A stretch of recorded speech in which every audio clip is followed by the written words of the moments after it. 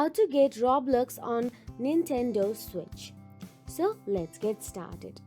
Firstly, in case you want to access the multi-game platform on your Switch, you can do so from the web browser of your Nintendo device.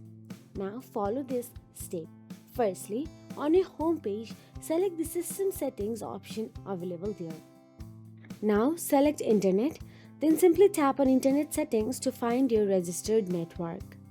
From the registered network menu, select Change Settings and tap on the DNS settings. Now simply change Automatic to Manual and select Primary DNS with the A button available there. You can now hold down the B button to delete the DNS and make the value 0.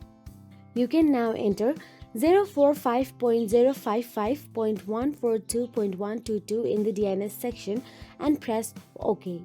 You can similarly change the secondary DNS and click Save and press Connect option available there. After the Switch Brew DNS page opens, click Useful link, find roblox.com and log into your account. So that is it. If you found this video helpful, please like, share and subscribe, and thank you so much for watching.